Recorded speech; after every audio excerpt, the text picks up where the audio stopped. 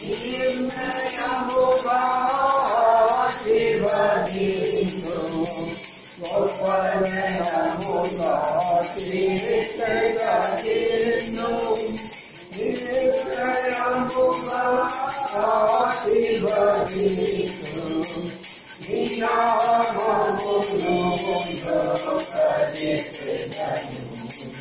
నీ నామమును లోకదిశను ఆశీర్వాదముగా తీర్చగలిను ఆశీర్వాదముగా తీర్చగలిను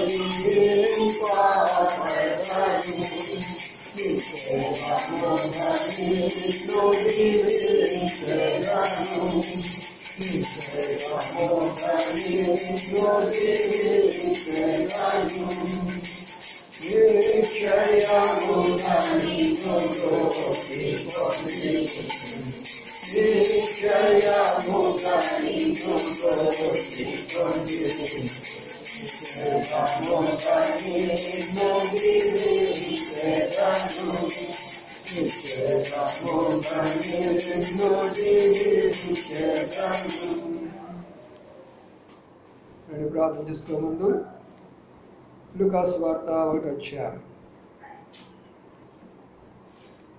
లూకాసు వార్త 1వ అధ్యాయము 5వ వచనం నుంచి 13 వచనాల వరకు మార్చి చదువుకుందాం. లూకాసు వార్త 1వ అధ్యాయము 5 నుండి 13 వరకు. యూదయ దేశపు రాజైన హేరోదు దినములలో అభయాతరగతిలో ఉన్న జకర్యాను ఒక యాజకునిట. అతని భార్య అహరోను కుమార్తెలో ఒకటి, ఆమె పేరు ఎలిజబెతు.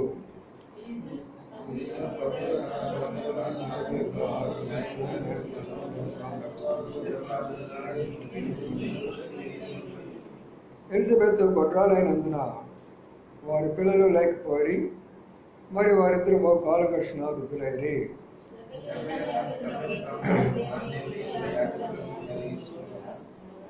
యాజక మర్యాద చొప్పున ప్రభు ఆలయంలోనికి వెళ్ళి ధూపం వేయటకు అతను వంతు వచ్చాడు.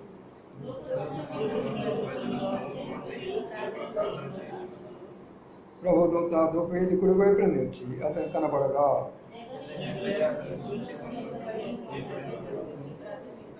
అప్పుడు ఆ దూత అతనితో, జకర్యా భయపడకుము, నీ ప్రార్థన వినబడింది. నీ భార్య అయిన ఎలిజబెత్ నీ కుమారుడు కనును, అతనికి యోహానును పేరు పెట్టుదు. చాలు చదవడం లేఖన భాగాన్ని వాష్లోంచి దీవించిన కాక ప్రార్థన చేసుకుందాం. ప్రేంగల మాపలో తండ్రి, నమ్మకమైన మా దేవానికి నమ స్తోత్రాలు. రాత్రి కాలము సంఘ ప్రార్థన కొరకై రాగల బిడ్డలు బట్టి నమ స్తోత్రాలు. ఇంకా ఎవరెవరు వస్తుంటున్నారో వరుస కాలంలోకి వచ్చేదానికి తోడండి సాపమని ప్రార్థన చేస్తుంటున్నాం. వచ్చిన మేము మీ వాక్యాన్ని విని భారంగా ప్రార్థించడానికి పరిశుద్ధాత్మ మా మీద కుమరించమని వేడుకుంటున్నాం. వాళ్ళని దాసుని జ్ఞాపకం చేసుకొని మీ దయల మాటలు దయచేయమని ప్రార్థన చేస్తూ అంధకార శక్తులు మీ నాపడు బంధిస్తూ మమ్మల్ని తగ్గించుకొని మీ వైపు చూస్తూ వారి మధ్యలో ఎవరున్నారో క్షమికరణ నగ్గించమని వేడుకుంటూ యేసయ్య పరిశుద్ధ నామమున స్తుతించి ప్రార్థించి గణపరిచి వేడుకుంటున్నాము తండ్రి. ఆమేన్.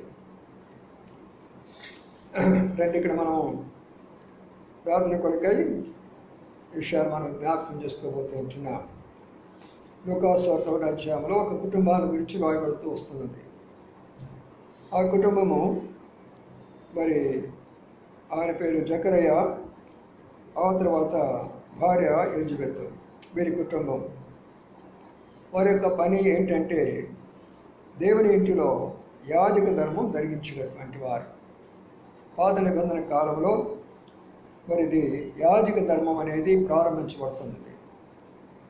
అహరోను దగ్గర నుంచి, అహరోను యొక్క వంశావళి దగ్గర నుంచి యాజకులు అనే మాట కనబడుతూ వస్తున్నది.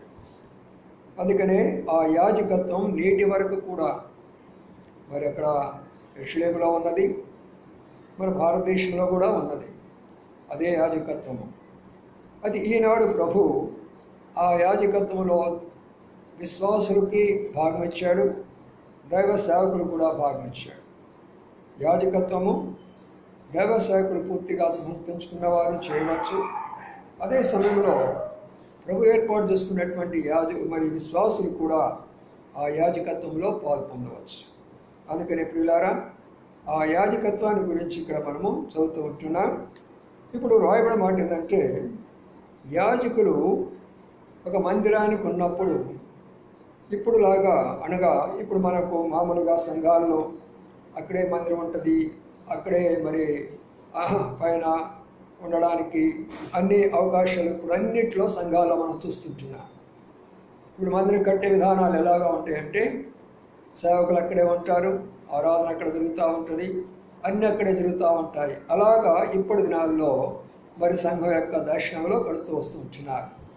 ఇది పూర్వకాలాన పాత నిబంధన కాలంలో, తర్వాత పౌలు కాలంలో కూడా, కొత్త నిబంధన కాలంలో, శిష్యుల కాలంలో కూడా కొన్ని సందర్భాల్లో మరి ఆలయము, దేవుని ఆలయం ఒక స్థలంలో ఉండేది, వారు ఉండే నివాసం మరొక స్థలంలో ఉంటూ ఉన్నదన్నమాట. అది నేటి వరకు కూడా మనం చూస్తూనే ఉన్నాం, కొన్ని సంఘాల్లో అలాగనే ఉంటూ ఉందని.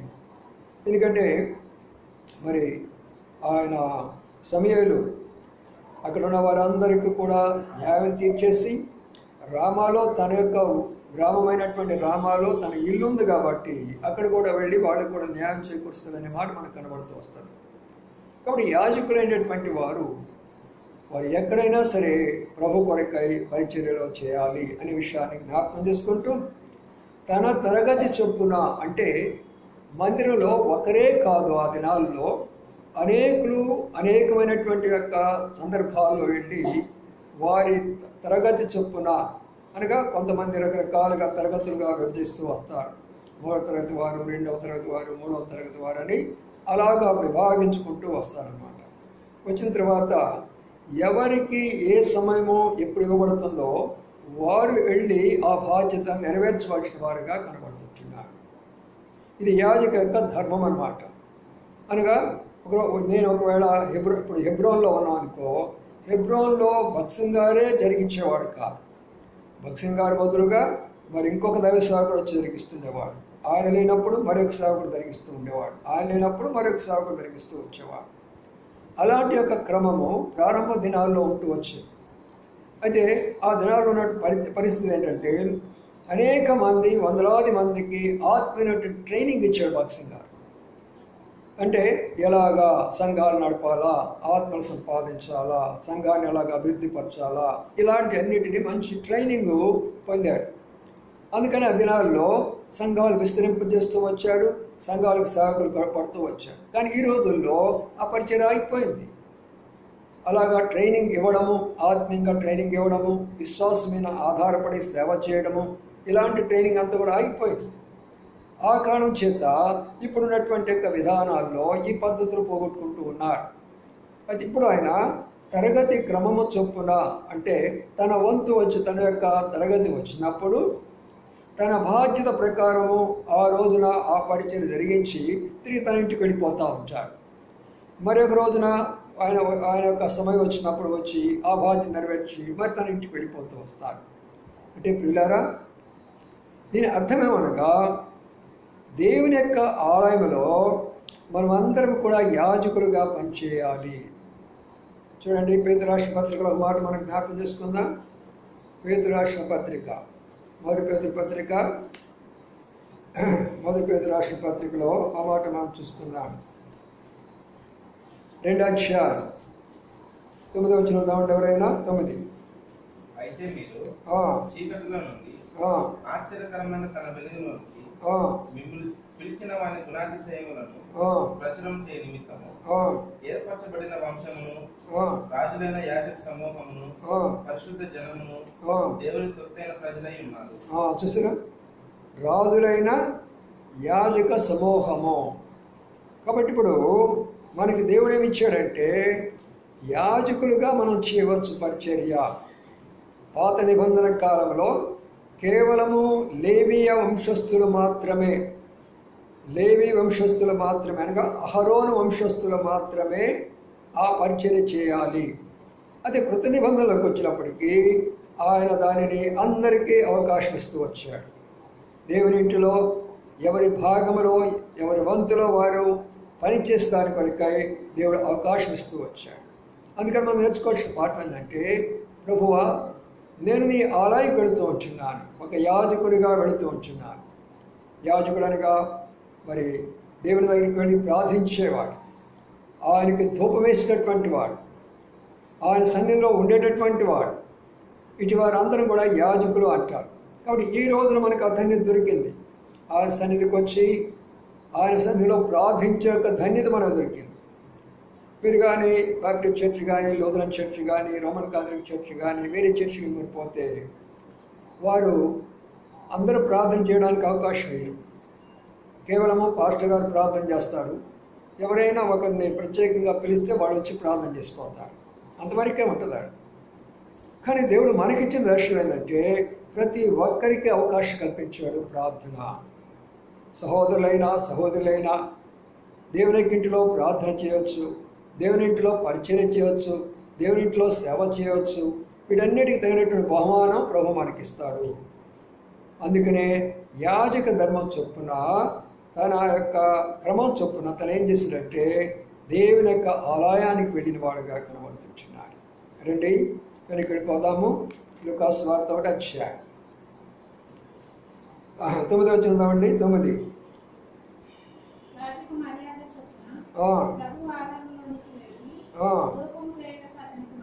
చూడు, ఇక్కడ వచ్చిన మాట చూడండి. యాజక ధర్మము, యాజక మర్యాద. దేవుని వాక్యంలో ఉన్న శ్రేష్టమైన మాటలను అర్థం చేసుకోవాలి. యాజక ధర్మం అంటే ఇట్ ఈస్ మై డ్యూటీ, ఇది నా యొక్క విధి, ఇది నేను చేయవలసినటువంటి బాధ్యత. మర్యాద అంటే ఒక పద్ధతి, చేసేదేదో ఇష్టానుసారంగా చేయడం అనేది ఉండకూడదు, నిర్లక్ష్యంగా చేసుకోకూడదు. అవకాశం ఉంటే చేద్దాము, అవకాశం లేకపోతే చేయలేము అనేది కాదు. మర్యాద, ప్రభు దేవుడు సన్నిధిలో ఆయన మర్యాద చూస్తూ ఉంటాడు. ఆయన యొక్క ధర్మము, ఇది నా ధర్మము అనగా నా యొక్క డ్యూటీ, నా వృత్తి, నా విధి నేను నెరవేర్చాలి. అందుకొరకే నేను వెళ్ళాలి. ఎలాగ వెళ్ళాలా? క్రమముగా. ఎలాగ వెళ్ళాలా? మర్యాదగా.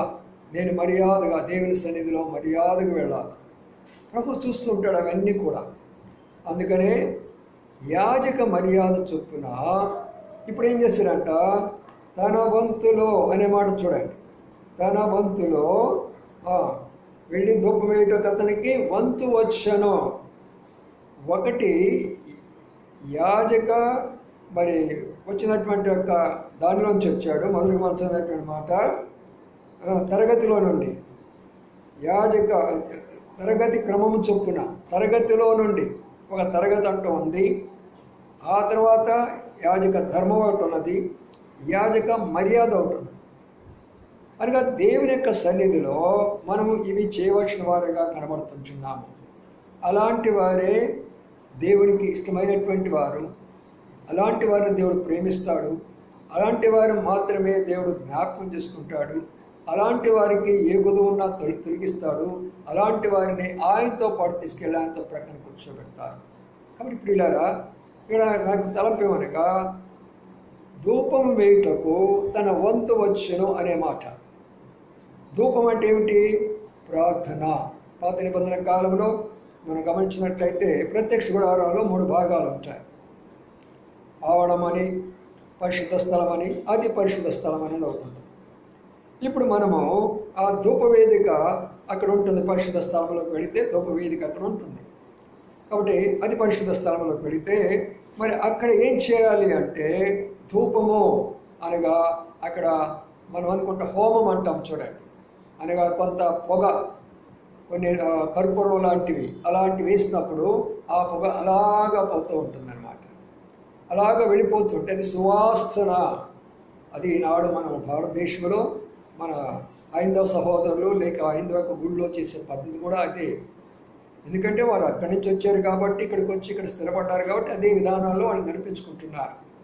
కాబట్టి ప్రియులారా, ఇప్పుడు ఆయన ధూపం వేసేయ అనగా ప్రత్యక్ష గుడారంలో ధూపం వేసే రీతిగానే ఇక్కడ కూడా ఆయన వంతులోకి వచ్చి ధూపం వేయాలా. ధూపము అంటే అర్థం ఏంటంటే ఆత్మీయంగా ప్రార్థన అని అర్థము. మన వంతులో ప్రార్థన అనే మాటను మనం గుర్తుంచుకోవాలి. ఇప్పుడు యాజకుడిగా ఉన్నాడు, యాజక ధర్మం జరిగిస్తూ ఉన్నాడు. తన వంతు వచ్చినప్పుడు ప్రభు సన్నిధిలో కనబడుతున్నాడు. తన వంతు వచ్చినప్పుడు ప్రభు సన్నిధిలో ప్రార్థిస్తున్నాడు. తన వంతు వచ్చినప్పుడు ప్రభు దగ్గరికి వెళ్ళి ఆయన చేయవలసినటువంటి మర్యాద క్రమం చొప్పున జరిగిస్తుంటున్నాడు. చాలామంది సంఘములో ఈ సత్యాలు వాళ్ళకి తెలియదు కాబట్టి సంఘాల్లో ఇలాంటి ఉత్సవాన్ని మనం చూడలేకపోతున్నాం. ఎంతమంది అయితే రక్షించబడి ఉన్నారో, ఎంతమంది అయితే మరి బాప్తీసాలు తీసుకొని ఉన్నారో, ఎంతమంది అయితే ప్రభుని ఆరాధిస్తారో, ఎంతమంది అయితే ప్రభు బలలో పాలు పొందుతారో, అది విధి వారికి. నా వంతులో నేను ఈరోజు అక్కడ ఉండాలి, నేను నా వంతులో నా ప్రార్థన అక్కడ ఉండాలి, నా ధూపం అక్కడ ఉండాలి. ఈరోజు నా వంతు ప్రభు నాకు ఇచ్చినటువంటి వంతు, కాబట్టి నేను తప్పనిసరిగా అక్కడ ఉండాలా. ఆ గ్రహింపు ఎంతోమందికి నాడు విశ్వాసులకు లేదు, సంఘాల్లో కూడా లేదు. అందుకని ఈనాడు సంఘాలన్నీ కూడా ఇంత బలహీనమైన కారణం ఏమవుతుందంటే ప్రార్థనా కోరికల్లో బలహీనత ఏర్పడింది. మొట్టమొదటిగా ధూపం లేని కారణం చేత. ఆనాడు దైవజనుడు భక్త్ సింగ్ గారి టైంలో ఆదివారం ఎలాగుండేదో ప్రార్థన కూడిక అలాగే ఉండేది. ప్రార్థన కూడిక ఎలాగుండేదో ఆ బైబిల్ స్టడీ కూడా అలాగే ఉండేది. బైబిల్ స్టడీ ఎలాగుండేదో యూత్ మీటింగ్ కూడా అలాగే ఉండేది. ఏది పట్టినా కూడా, ఎందుకంటే దేవుని యొక్క సన్నిధి అక్కడ ఉండేటటువంటిది, దేవుని ఆత్మ తిరుగుతూ ఉండేటటువంటిది. ఆ రోజుల్లో ఎవరైనా జారిపోయి హెబ్రోనుకు పోతే వారు ఒక ఫీలింగ్ వారికి వచ్చేదంటే పోయిన వెంటనే ఆ మనసంతా మారిపోయి ఏదో శాంతి, ఏదో మంచి ఒక రకమైనటువంటి అనుభూతి పొందేవాళ్ళట. అప్పుడు అనేవాళ్ళు ఇక్కడ ఏదో ఒక శక్తి తిరుగుతుంది, ఈ హెబ్రోన్ యొక్క కాంపౌండ్ అంతా కూడా ఏదో శక్తి తిరుగుతుంది అనేది ఆ దినాల్లో ఉన్నటువంటి యొక్క సత్యం అన్నమాట. ఎందుకు వచ్చిందంటే ఆ దినాల్లో కొంతమంది ఆ హెబ్రోన్లోనే సహోదరులు ఉంటూ ఎల్లవేళలా ధూపం వేసేవారు. ఉదయకాలము ప్రార్థన అనేవారు, రాత్రికి ప్రార్థన అనేవారు, మరి ఖాళీ సమయంలో కూడా ప్రార్థనలో అనేటటువంటి వారు. నేను కూడా కొన్ని సందర్భాల్లో ఉండేవాడిని. ఉన్న సందర్భాల్లో ఉదయకాలమే మా ప్రార్థన అయిపోయిన తర్వాత టిఫిన్ పెట్టేవాడు. టిఫిన్ అయిపోయిన తర్వాత మరి వేరే పని ఉండేది కాదు, చెప్పేవారు మీ కొరకు ఏదైనా పని వచ్చేంత వరకు మీరు బైబిల్లో చదువుతానని ఉండండి, ప్రార్థనలో ఉండండి. మీకు మరొక పని ఉండదు, మీకు వేరే పని ఉండదు, ఈ ఒక్క పనే మీకు అప్పగిస్తాం. ఎందుకంటే మరి హెబ్రోన్లో ఉన్నటువంటి యొక్క దైవ యొక్క సేవకులు సమర్పించుకున్న వారు కానీ, అక్కడికి వెళ్ళినటువంటి వారికి కానీ మరి వారు పొందేటటువంటి అనుభూతి ఎలాగా ఉంటుందంటే, టిఫిన్ చేసి వచ్చిన తర్వాత మళ్ళీ ఏం జరుగుతుందంటే మరి వెంటనే ఏదో వచ్చి పాట పాడుకోవడము, అది చేసుకోవడం, అది వాళ్ళు చేయడానికి ఆ పనులు ఈ పనులు చేయరు వాళ్ళు. అక్కడ ఉన్న వాళ్ళు ఏం చేస్తారంటే అయిపోయిన వెంటనే టిఫిన్ అయిపోయింది, బైబిల్ చదువుకుందాం రండి. ఎవరు బైబిల్ వాళ్ళు చదువుకుంటూ ఉంటారు, ఎవరు ప్రార్థన వాళ్ళు చేసుకుంటూ ఉంటారు. నేను కళ్ళతో చూశాను, వాళ్ళ దగ్గర నేను నేర్చుకున్నాను. ఆనాడు హెబ్రోన్లో ఉన్నప్పుడు మరి నేను అప్పుడు కాలేజీ లెక్చరర్గా పనిచేస్తూ మాకు ఒక 4 రోజులు సెలవు ఇచ్చినప్పుడు ఆ 4 రోజులు వెళ్ళి హెబ్రోన్లో ఉండేవాడు. ఆ హెబ్రోన్లో ఉన్నప్పుడు వారి ఆ ట్రైనింగ్ అంతా నేను పొందుతూ వచ్చాను. అందుకనే నాకు తెలియనటువంటి భాషలోకి వెళ్ళి సంఘం కట్టాము అంటే అక్కడ దాని అర్థం ఏంటంటే ఇక్కడ సత్యాలు నేను చూస్తూ వచ్చాను, హెబ్రోన్లో ఆ విధానాలు నేను చూస్తూ వచ్చాను. కాబట్టి ప్రియులారా, ఇక్కడ నా తలంపు ఏంటంటే ఎవరి వంతులో వాళ్ళు ప్రార్థన చేస్తూ వచ్చారు కాబట్టి ఆనాడు హెబ్రోన్ ఎలాగా ఉందంటే, అమ్మో దేవుడు సాక్షాత్ ఇక్కడే కనబడుతున్నాడండి. వందలు వేలాది లక్షలాది ప్రజలందరూ కూడా ఎంత విరివిగా హెబ్రోన్ దర్శించేవారు. ఎన్నెన్నో స్థలాల్లో నుంచి వచ్చి హెబ్రోన్ దర్శించేవారు. ఎందుకంటే దైవ సన్నిధి అక్కడ ఉంటుంది. అందుకనే ఈ జకరయ్య ఏం చేస్తున్నాడంటే తన వంతులోకి వచ్చి దైవ సన్నిధిలో కనబడుతుంటున్నాడు. ఈ యొక్క అనుభూతి లేక ఇలాంటి అనుభవము ఇలాంటి దానికి ఎందుకు ప్రజల్లో ఆశ కోల్పోయినారు? ఈరోజు ప్రార్థన మీటింగే నా వంతులో నేను ఉండవలసినటువంటి బాధ్యత నాకు లేదా? అది నా వంతు, ఎవరితో కాదు. సంఘం అంటే ఎవరితో కాదు, అది నీ వంతు అంటున్నాడు. ఇప్పుడు కానీ ఈ వంతులో నువ్వు లేకపోతే రేపు ప్రభు వచ్చినప్పుడు ఎత్తబడే వంతులో నువ్వు ఉండవు సుమా. ఆ గ్రహింపు చాలామందికి తెలియదు. చూడండి, దానియేలు గ్రంథం 12 అధ్యాయాల మాట జ్ఞాపకం చేసుకుందాం. దానియేలు గ్రంథంలో ఉన్న మాటను ఒకసారి జ్ఞాపకం చేసుకుంటే 12 అధ్యాయం, దానియేలు గ్రంథము 12 అధ్యాయంలో ఆ మాటను మనం చదువుకుందాం. ఏమంటున్నాడో చూద్దాం. ఇప్పుడు ఎవరైతే ఈ వంతులో ఉంటున్నాడో, పరిశుద్ధ గ్రంథంలో చాలా వంతులు ఉంటాయి, వాటి అన్నీ కూడా చూడం, కానీ కొన్నింటిలో మాత్రమే ఆ విషయాన్ని గురించి చెప్తున్నా. 12 అధ్యాయం, దానియేలు 12 అధ్యాయంలో చూడండి, 13 చదువుదామండి.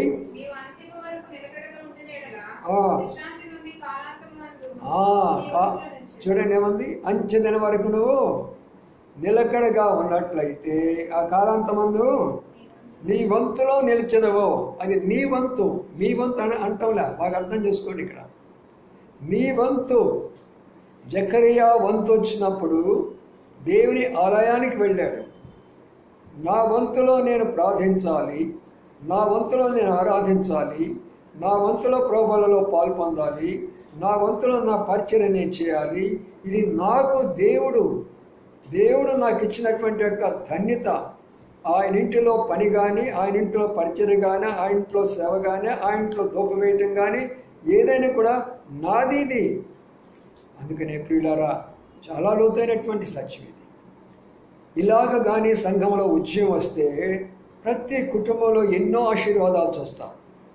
ప్రతి సంఘంలో కూడా ఎన్నో గొప్ప దీవెనలు మనం చూస్తాం. ఎందుకంటే వారికి యొక్క అనుభవం లేదు, ఆత్మీయంగా బలహీనులైపోతున్నారు. రోజుకు వారు బలహీనలైపోతున్నారు.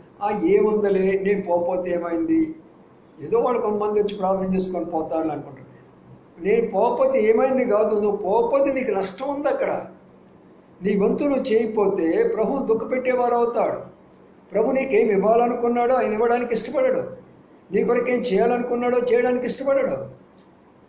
అందుకని ఈ విషయం చాలామందికి తెలియదు. కాబట్టి ఇక్కడ ఉన్నమాట ఏంటంటే, ఆయన వంతు వచ్చినప్పుడు ఏం చేశాడంటే, ఇప్పుడు ధూపం వేయటకు ఎక్కడికి వెళ్ళాడంట? ఆలయము లోపలికి వెళ్ళాడు. ఇందాక చెప్పాను కదా, ప్రత్యక్ష గుడారాల్లో 3 భాగాలు ఉంటాయి. అందరూ వెళ్ళడానికి లేదు. అది పరిశుద్ధ స్థలంలోకి వెళ్ళినప్పుడు యాజకుడు ఒక్కడ మాత్రమే వెళ్ళాలి. అందరూ వెళ్ళాలి. యాజకుడు కూడా పరిశుద్ధంగా ఉంటేనే వెళ్ళగలడు. ఏ మాత్రం తప్పు చేసి వెళ్ళాడా అక్కడ చనిపోతాడు, ఆన్ ద స్పాట్లో చనిపోతాడు. ఈరోజు మేము అందరూ బ్రతుకున్నామంటే ఎన్నో పొరపాట్లు ఉన్నా ఇది కృపాకాలం. ఆనాడు ధర్మశాస్త్ర కాలంలో తప్పు చేసి కానీ నువ్వు దేవుని సన్నిధికి వెళితే వెంటనే నీకు శిక్ష వస్తుంది. అక్కడ ఆన్ ద స్పాట్లో డెత్ ఇంకేం లేదు. అందుకని యాజకుని యొక్క అంగికి ఏం కట్టేవాళ్ళు అంటే, ఏం కట్టేవాళ్ళు? గంటలు కట్టేవాళ్ళు. గల్ల వినపడుతూ ఉండాలి. వినపడుతూ ఉంటే యాజకుడు బ్రతికున్నాడని గుర్తు. అది ఆగిపోయిందనుకో, ఏమనుకోవాలి? ఇక చనిపోయినాడు. అందుకని కాలికి ఏం కడతారంటే ఒక తాడు కట్టించుకొని లోనికి కడతాడు. బయట వాళ్ళు లోన పోవడానికి లేదు. శబ్దాలు అయితే కాళ్ళను బయటికి లాగేయాల్సిందే. అంత తీవ్రమైనటువంటి దేవుడు, అంత అగ్నిలాంటి దేవుడు ఈ కృపాకాలంలో ఎంత దయ చూపిస్తున్నాడో నాకు చాలా ఆశ్చర్యంగా ఉంది. నిజం కదా? అందుకనే ఆయన లోనికి వెళ్ళాడు యాజకుడు. చదవండి ఆ మాట, లూకాసు వార్త 1 అధ్యాయంలోకి వద్దాం. ప్రార్థన సమయం ఎక్కువ సమయం ఉండదు కాబట్టి ఒకటి మాట జ్ఞాపకం చేసుకొని ప్రార్థనలు ఎక్కువ సమయం గడుపుకుందాం. లూకాసు వార్త చదవండి మాట 1 అధ్యాయము. మర్యాద చొప్పున ఆలయంలోకి వెళ్ళి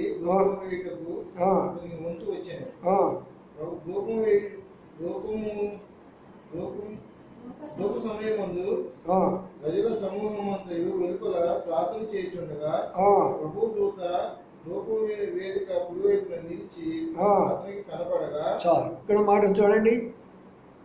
ప్రజలందరూ బయట ఉన్నారు, ప్రార్థన చేస్తున్నారు. యాజకుడు ఎక్కడ ఉన్నాడు? ధూపవేది దగ్గరికి పోయినాడు.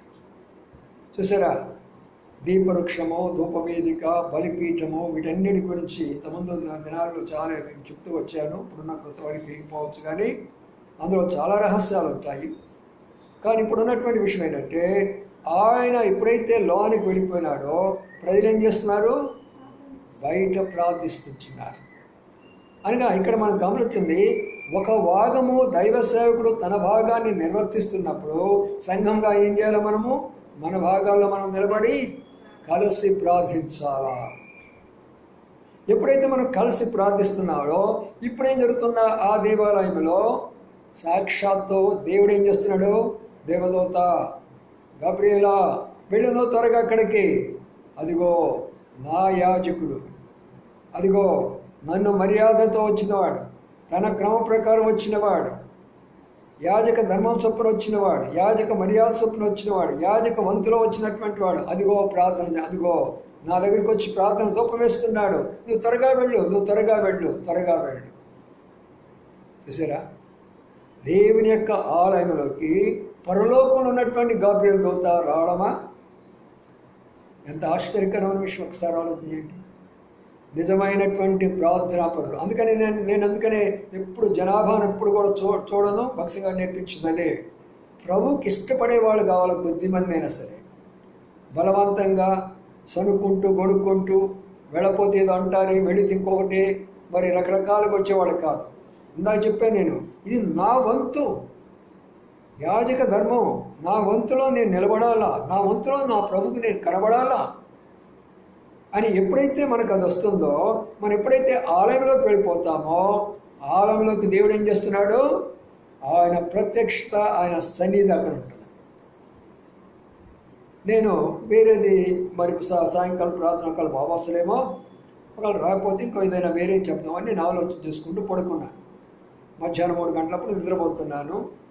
సడన్గా నిద్రలోనే లేచి వాక్యం చదువు అని అనే ఒక హృదయంలో నుంచి ఒక ఇది వచ్చింది నాకు. లేచాను.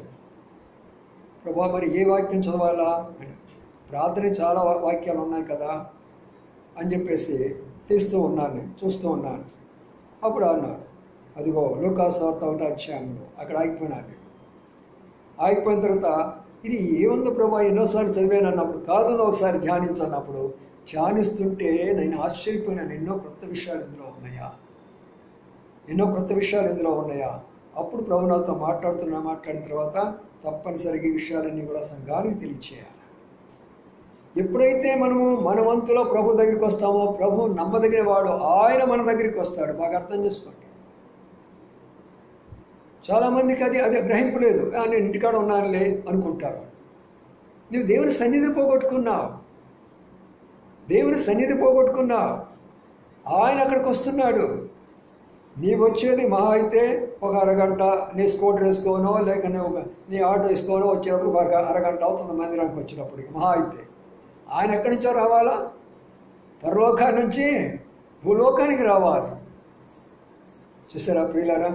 అంటే మన దేవుడు నిజంగా ఆయనకు ధూపం వేసేవాళ్ళని ఎవరు కూడా ఆయన ఎప్పుడు కూడా నిర్లక్ష్యం చేయడు. నిర్లక్ష్యం చేయపోగా ఇప్పుడు ఏం జరుగుతుంది అక్కడ? అవునా, ఎక్కడ చూద్దాం రండి. 1వ అధ్యాయంలోనే ప్రభు దూత ధూపవేది కుడివైపున నిలిచి అతనికి కనబడగా జకర్యా అతను చూసి తొందరపడి భయపడిన వాడు ఆయను. చూడండి ఎంత బాగుందో. ఏ వైపున కనబడుతున్నాడు? కుడివైపున కనబడుతున్నాడు. అందుకనే మన ప్రతిదానికి కుడి భుజము, కుడి చెయ్యి అంతా కుడిదే. ఎందుకు కుడి అనేది? ఎందుకు రైట్ హ్యాండ్ అనేది? ఎందుకు? దేవుని యొక్క సన్నిధి రైట్ హ్యాండ్ సైడ్లో ఉంటుంది ఎక్కువ. అందుకనే రైట్ హ్యాండ్కి అంత శక్తి ఇచ్చాడు దేవుడు. రేపు ప్రభు దగ్గర నిలబడ్డప్పుడు కూడా కుడి చేతులున్న ఆశ్రయించబడిన వారులారా అంటాడు. ఎడమ చేతి వారు ఉన్నవాడు ఏమన్నాడు? శపింపబడిన వారులారా అన్నాడు. ఎన్ని రహస్యాలు ఉన్నాయో చూడండి. అందుకనే కుడి చేతి వైపున ఆయన కనబడితే జకరియా భయపడిపోతున్నాడు.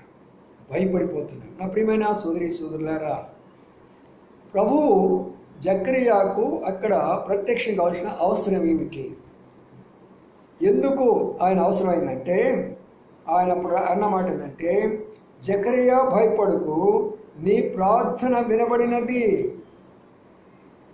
ఇది మనకు ప్రాముఖ్యమైనటువంటి అంశం.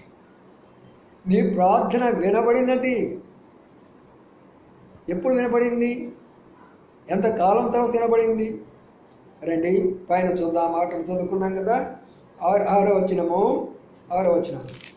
వీరిద్దరూ ప్రభు యొక్క సకలమైన ఆజ్ఞల చొప్పునను న్యాయ విధుల చొప్పునను నిరపరాధులుగా నడుచుకొనుచు దేవుని దృష్టికి నీతిమంతులై ఉండిరి. చూసారా ఏముంది ఇక్కడ? గమనించారా? వీరిద్దరు ఎవరిద్దరు? ఎలిజబెత్, జకరియా, ఇద్దరు భార్యాభర్తలు. ఒక కుటుంబము ఆశీర్వదించబడాలన్నప్పుడు భార్యాభర్తలు ఇద్దరు రక్షణలోకి రావాలి.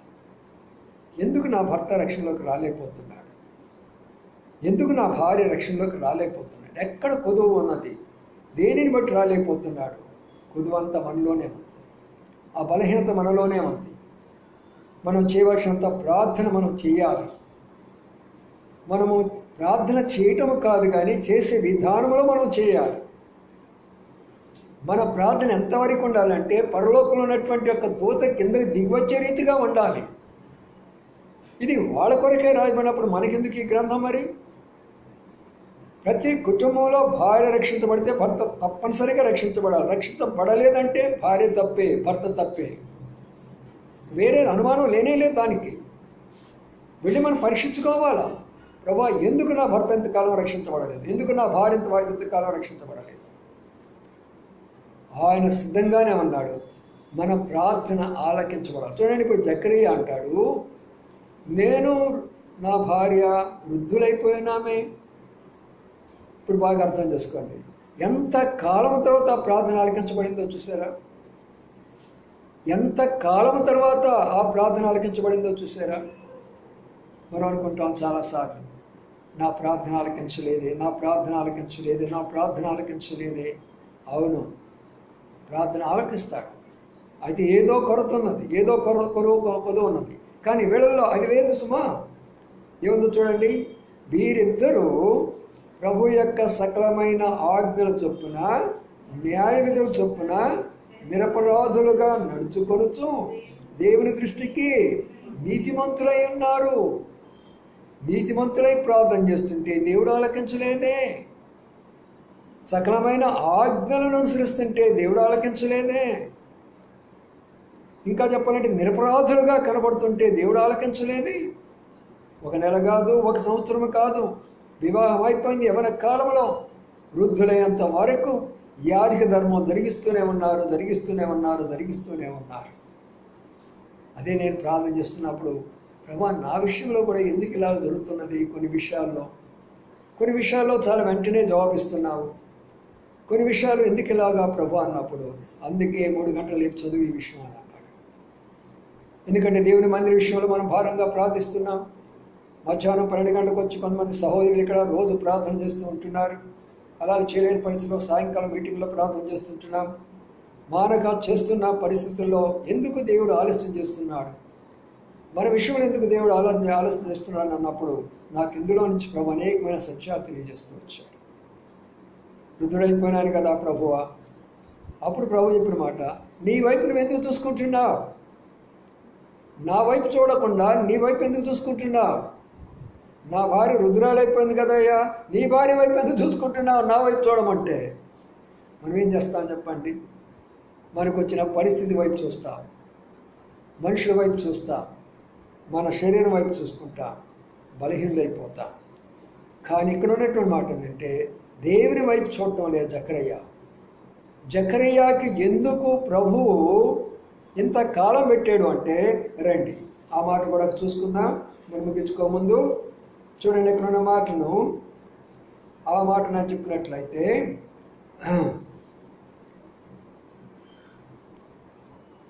20వ వచనంలో ఉన్న మాట చదవండి. 20వ మాట, 20 వచనం.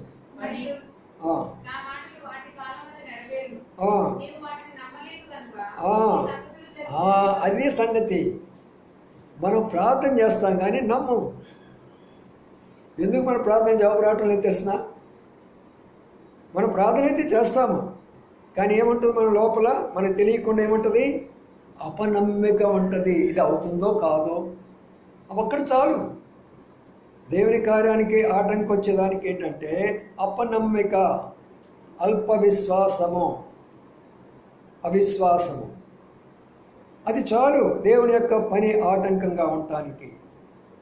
ఇన్ని సంవత్సరాలు తన తరగతి చొప్పున వెళుతున్నాడు. ఆజ్ఞలు పాటి ఆజ్ఞలు అన్నీ కూడా చక్కగా నెరవేరుస్తున్నాడు. విధులు కూడా చక్కగా నెరవేరుస్తూ ఉంటున్నాడు. అదే సమయంలో మరి ఆయన ఎంతో దేవునికి మర్యాదగా ధూపం వేసేటటువంటి వ్యక్తిగా, పరిశుద్ధుడుగా, నీతిమంతుడుగా, ఏ నిందలేనటువంటి వ్యక్తిగా అన్నీ బాగానే ఉన్నాయి. కానీ హృదయంలో ఏముంది? అపనమ్మిక ఉంది. అందుకనే మనమందరం కూడా ప్రార్థన చేయకముందు మీరు ఏది ప్రార్థించారో అది పొందారని నమ్మితే అది మీకు దొరుకుతుందంటారు. అది పొందారని మనం నమ్మం. ప్రార్థన చేస్తాం, వెళ్ళిపోతాం అంతే. ఏ విషయం కొరకైనా ప్రార్థన చేస్తాం, వెళ్ళిపోతాం అంతే. అందుకనే కొన్ని జరుగుతాయి, కొన్ని జరగవు. కానీ మనం ఏమనంటే, ప్రభువా ఈ రోజున మీరు మాతో మాట్లాడిన విధానంలో నేను ప్రార్థన చేస్తున్నాను.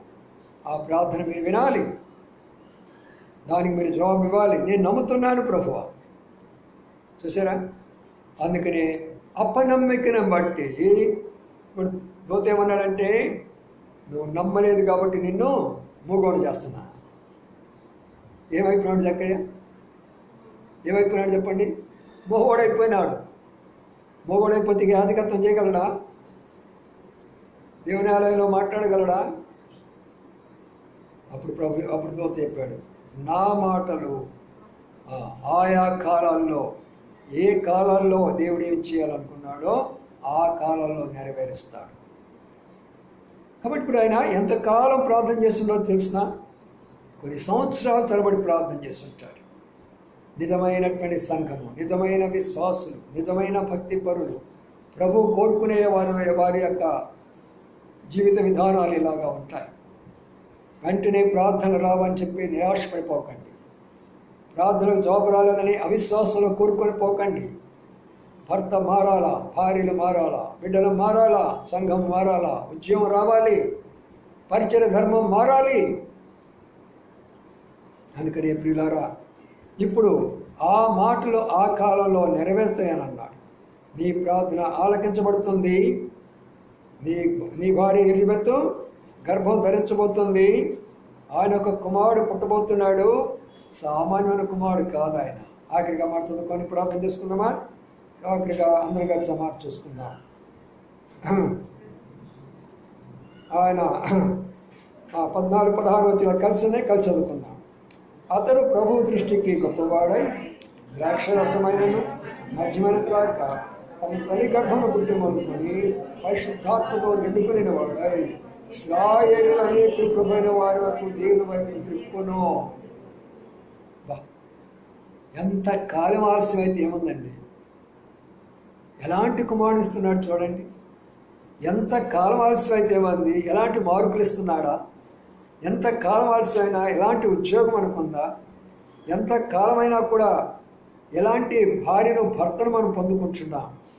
ఎలాంటి మరి స్థలాన్ని లేక పొలాన్ని లేక మనం ఆస్తిని లేక ఏదైనా సరే ప్రభు లేట్ చేస్తాడు అంటే ఎలాంటి దాన్ని మనకి ఇస్తున్నాడంటే అతి శ్రేష్టమైనటువంటిది. ఎలాంటి వాడు యోహాను? పుట్టిన మొదలుకొని పరిశుద్ధుడు. మిగతా వారైతే పుట్టిన తర్వాత కొంతకాలం అయిన తర్వాత పరిశుద్ధులు అయిపోతాడు. తల్లి గర్భంలో నుండే పరిశుద్ధాత్మ యొక్క శక్తి పొందుతాడు. పరిశుద్ధాత్మ శక్తి ద్వారా జన్మించిన ఆయన ప్రభువు యేసు క్రీస్తు వారు. అయితే జకరియా ఒక కుమారుడిగా జన్మించిన ఆయన యోహాను. కానీ పుట్టినప్పటి నుంచే పరిశుద్ధాత్మ యొక్క శక్తి కలిగిన వాడు, అనేకులను తిప్పేటటువంటి వాడు. దీని కొరకు ఎన్ని సంవత్సరాలు ప్రార్థన చేశాడు. వృద్ధాప్యం వచ్చే వరకు ప్రార్థన చేశాడు. తన వంతులో తన ప్రార్థన చేసుకుంటూనే పోయాడు. సమయం వచ్చింది, శ్రేష్టమైనటువంటి ఒక కుమారుడు అనుగ్రహించాడు, అనేకులను తిప్పుతూ ఉంటున్నాడు. ఎంతమందికి మనము ప్రభు దగ్గరికి వస్తున్నాం, కానీ ఏ ఒక్కరికైనా కొంతమందినైనా ప్రభు వైపు తిప్పుతామనే ఆశ మనకు ఉన్నదా? ఉదయం మా కాంపౌండ్లోకి ఒక ఆమె వచ్చింది. ఆమె మరి చిమ్మడానికి వచ్చింది. చిమ్మడానికి వచ్చినప్పుడు నేను లోన బైబిల్ చదువుకుంటున్నాను. ఆ తర్వాత ప్రభు నన్ను వెంటనే ప్రేరేపించాడు. ఆమె చిమ్ముకొని పోతుంది, పేదరాలు పాపం. మరి ఏం చేయాలా? వెంటనే వెళ్ళాను, బాక్సింగ్ గారు సాక్ష్యం తీసుకున్నాను. అమ్మా ఇటు రామ్మా అని చెప్పాను.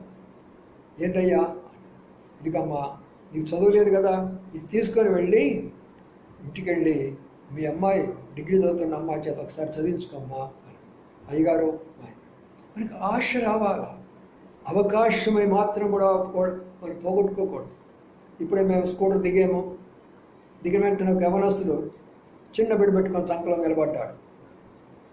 వెంటనే నా హృదయంలో ప్రేరేపణ వచ్చింది. నేను అడిగి తెలుసా, బాబు మీరు ఎక్కడ ఉంటారంటే ఇల్లేనండి మాది అని అన్నాడు. అవునా, మంచిది ఆయన, మేము ప్రార్థన పెట్టుకుంటున్నాం, మీకేమైనా ఇబ్బంది ఉందా అని అడిగాను. చూడండి ఇలాగా పరిచయం చేసే విధానం ఎలాగ ఉండాలి. లేదు అంకుల్, మేము కూడా ప్రభు నమ్ముకున్న వాళ్ళమే అన్నాను. ఏ మందిరానికి వెళ్తారయ్యా? ఫలానా మందిరానికి వెళ్తాం.